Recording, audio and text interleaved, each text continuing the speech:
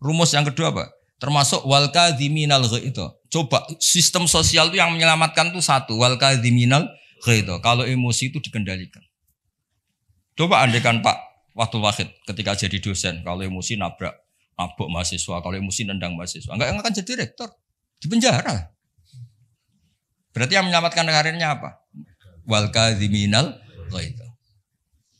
Sebagian hadis nerangkan apa? La taghdab faradadamira dan faqala la. Parso juga sama, ini kan beliau dulu ketika sekedar dosen sudah nampari mahasiswa, enggak akan pernah jadi rektor, sudah di penjara. Saya jadi kiai meskipun kata orang banyak salim terus nuabuk ikon langsung gagal jadi kiai. Artinya apa? Rumus sosial Quran dimulai yang penting kumpul sosial itu dermawan, yunfikuna fisarra wa darra. Terus hukum sosial lagi wal kadhiminal ghaidh. Kalau kecewa itu mudah memaafkan, bisa nyimpen wal afina. Coba semua tidak perceraian ya barokahnya wal afin mudah memaafkan. Kalau semua orang ngungkit-ngungkit yang enggak penting-penting masalah semua kan satu Indonesia. Nah, aslinya gini, Islam tuh ngatur peradaban tuh logis saja ini. Saya kalau nyontohkan gini, kamu di Jakarta, merantau di Jakarta atau di Thailand atau di mana saja, dan Anda melakukan sama teman kamu yang kamu cari zaman berteman itu. Kenangan kamu sebagai yunfikun, orang yang memberi al-yadul ulya khairum al-yadis sufla. Mampir ku pede. Misalnya ku itu konco jenis Parmin di Jakarta atau di Thailand. Ketika kamu kenal di Kudus, kamu sering ngamal, kalau kecewa ya tidak main tampar. Kamu mampir pede ndak? Pede. Coba kalau kebalikannya, ketika Parmin di sini kamu tamparin, setelah itu kamu kikir, mau mampir itu gak ada pede. Ternyata aturan pede juga diatur. Ketika Quran memulai cerita orang baik apa? Alladzina yunfikun. Yunfikun itu yang melakukan infak. Hubungannya dengan orang lain itu kalau bisa memberi. Kalau enggak bisa, ya paling enggak ganggu. Makanya Nabi ngendikan izzat fima indanas yuhibbakan nas. Kalau kamu enggak tukang ganggu harta orang lain pasti disenangi manusia. Kamu didolani teman yang enggak akan pinjam motor kamu, mobil kamu kan tenang. Tapi kalau orang yang pelanggan minjem, waduh. Jadi intinya, andaikan peradaban itu dibangun begini kan enak. Contoh terakhir lagi mukjizatul Quran. Ada ayat walau kunta fadhdhan ghalidhal qalbi lan faddu min khawlik. Dimulai ayat fabima rahmatim minallah lintalak. Muhammad gara-gara kamu sayang sama umat, kamu bersikap lemah lembut. Dan andaikan kamu itu bersikap kasar, maka orang akan bubar. Lan faddu itu mesti bubar. Lanya li taukid, lan faddu mesti bubar. Nah, kata Ibnu Khaldun dalam mukaddimahnya ngendikan gini. Hadaddin, agama ini datang dengan rasionalitas peradaban. Bukan mentang-mentang dengan mukjizat. Hada Rasulullah man uyyida bil kauni kulli. Ini Rasulullah orang yang punya kekuatan alam raya, bisa melibatkan Jibril, Israel, Mikail, bisa melibatkan semua malaikat untuk menolong agamanya. Tapi Allah cerita agama ini diterima karena Nabi itu bersifat rauf, sayang, rahim, lemah lembut. Misalnya gini, ini mokal tapi tak cerita. Misalnya Pak Fajar itu bisa terbang ke Mekah. Kamu darani wow gak? Wow kan? Ternyata pas mau kamu hormati ke tua boy plang. Bilang wow apa jancuk kira-kira saja. Enggak, jujur saja. Ini masalah ilmu hak gak usah. Enggak ada gunanya kan prestasinya terbang ke Mekah. Wow kamu hilang kan? Padahal jelas dia bisa terbang ke Mekah, temu MBS gitu.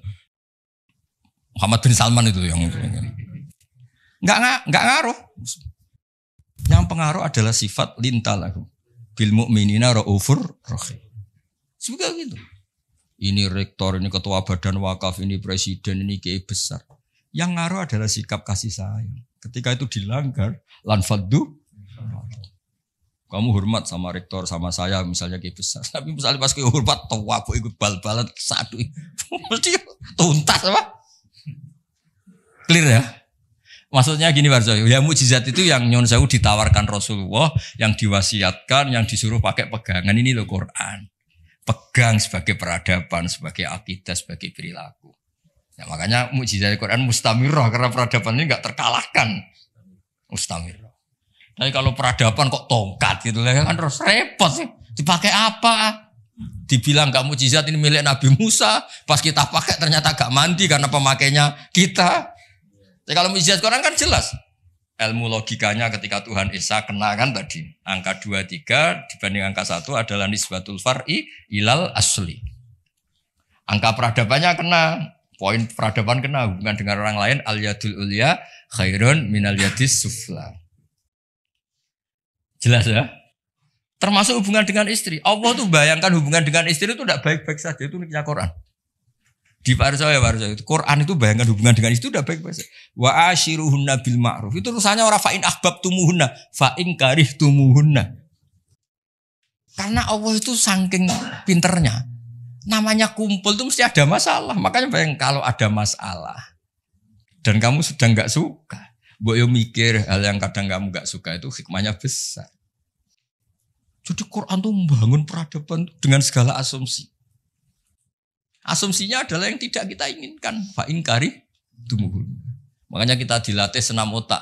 Wa asa antuhibu syai'an padahal wa huwa syarrul lakum. Waliannya juga wa asa antakrahu syai'an wa huwa khairul lakum. Kita tidak pernah tahu. Dan itu akhirnya itu yang menyelamatkan kita. Coba yang menyelamatkan kamu apa? Berpikir positif kan?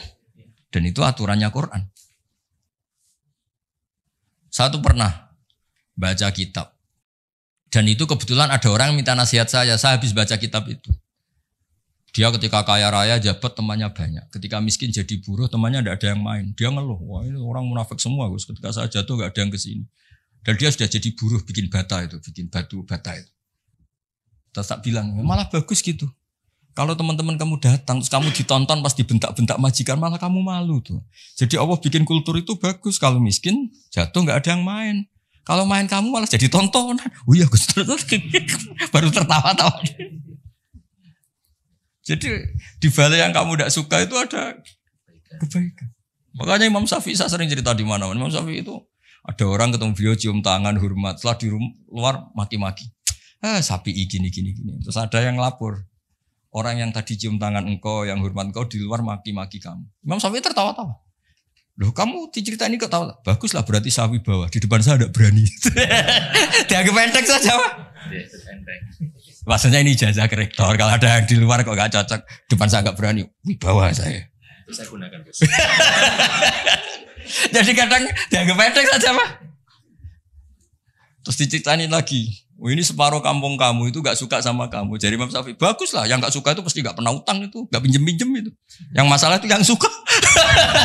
Orang kalau gak suka kan gengsi mau pinjem, mau ngutang itu. Artinya dianggap hikmahnya itu. Jadi sesuatu yang kamu kadang gak suka itu hikmahnya besar. Misalnya kamu punya istri, merengut yang ngamuan. Bagus itu. Nak guya-guya, beong lanang dia pusing juga kamu kan. Ya intinya itu apa ngajari kita senam otak wasa untuk ibu syai'au wa syarrul lakum. Kadang wasa antakrahu syai'au wa khairul lakum. Terus kita berkesimpulan gimana? Wa ya'lamu wa antum la ta'lamun. Sudahlah kita sebagai manusia yang lemah berkesimpulan yang tahu itu apa? Kita tahu apa? Kita tahu apa? Nah, hal-hal gini yang menjadikan Quran itu abadi.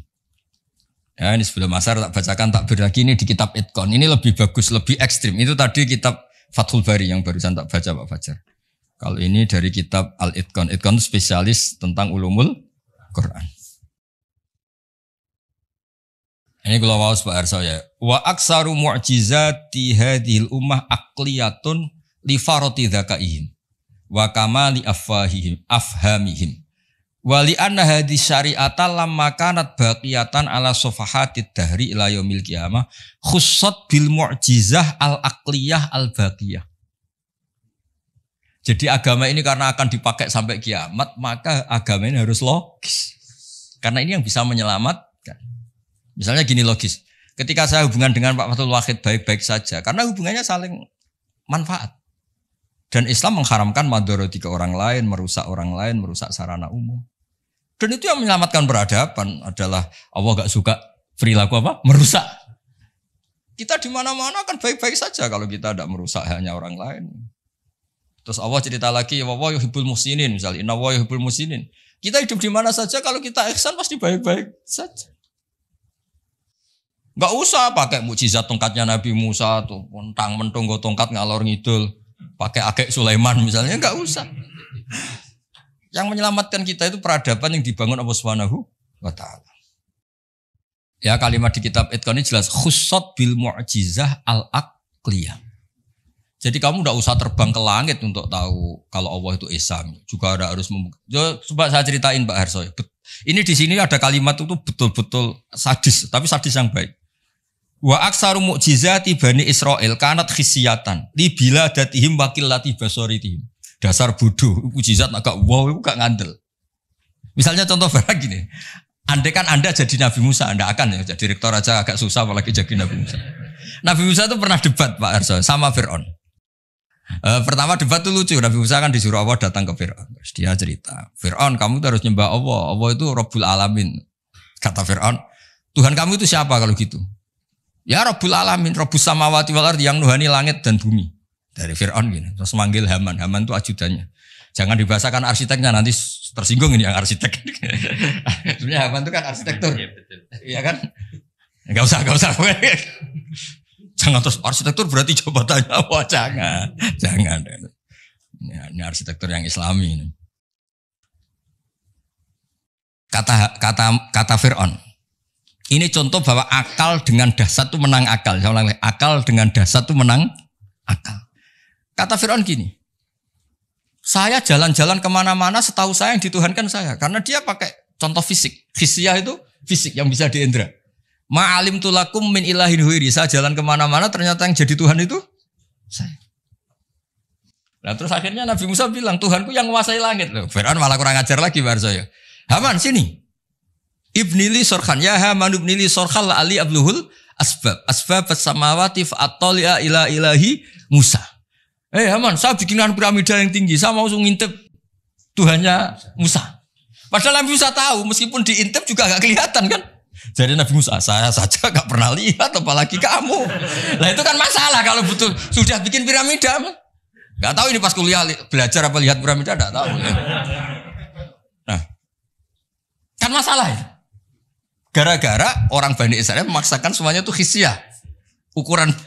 Ukuran nyata ndak itu apa? Khisyah, fisik gitu. Nah, ini khisyah. Ternyata apa Pak Arso? Yang bisa mengalahkan Fir'aun itu logika yang dibangun Nabi Musa. Makanya di alam roh itu Nabi Musa itu ditanya sama Allah. Musa, keinginan kamu yang belum kesampaian apa? Menjadi umatnya Rasulullah Muhammad. Kenapa? Karena itu rasional Pak.